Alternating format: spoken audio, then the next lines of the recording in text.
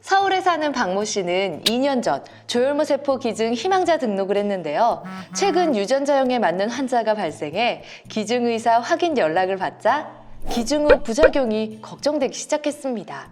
그래서 조혈모세포 기증의 부작용에 대해 검색하던 그는 생각보다 기증 방식이 안전하며 부작용에 대한 걱정이 없다는 것을 알게 되었고 최종적으로 기증에 동의해 한 생명을 살렸습니다. 조혈모세포 기증은 백혈병이나 혈액암과 같은 조혈모세포에 이상이 생겨 발생하는 난치성 혈액종양 환자에게 건강한 조혈모세포를 이식받을 수 있게 하는 아주 중요한 치료행위입니다.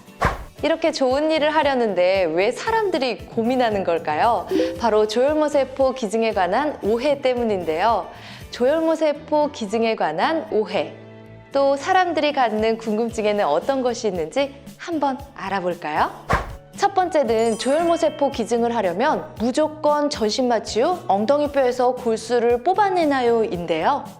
조혈모세포 기증 방식으로는 두 가지가 있습니다.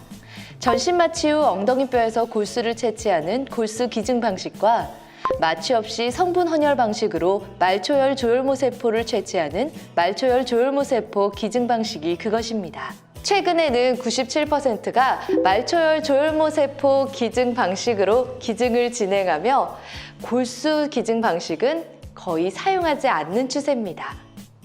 물론 골수 기증 방식을 사용해야 하는 경우도 있습니다. 말초열 조혈모세포 기증이 불가한 경우나 본인이 원하는 경우 골수 기증 방식으로도 기증이 가능합니다. 그러나 조혈모세포 기증을 위해서는 무조건 전신마취 후 엉덩이뼈에서 골수를 뽑아내야 한다는 것은 오해입니다. 두 번째는 말초열 조혈모세포 기증 시 맞는 촉진제에 부작용이 있다던데 사실인가요? 입니다. 촉진제 투여 후 요통, 두통, 사지통증, 발열, 권태감, 불면, 식욕부진, 구토감 등의 부작용이 있을 수 있는 것은 사실입니다. 하지만 소염 진통제 등으로 경감되며 2, 3일 이내에 사라집니다. 또한 증상의 정도는 개인차가 있으며 증상이 없거나 매우 미약한 경우도 많습니다. 세 번째는 입원비, 검사비 등 병원비도 부담해야 하나요? 입니다. 조혈모세포 기증 시 소요되는 비용은 환자 측에서 모두 부담하는 것으로 기증자 측에서 부담해야 하는 비용은 없으니 걱정하지 않으셔도 됩니다.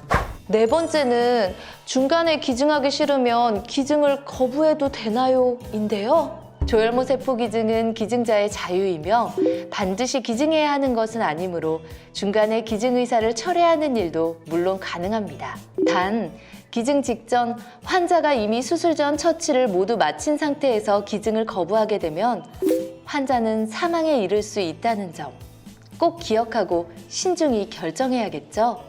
다섯 번째는 헌혈처럼 원할 때 언제든지 기증할 수 있는 건가요? 입니다.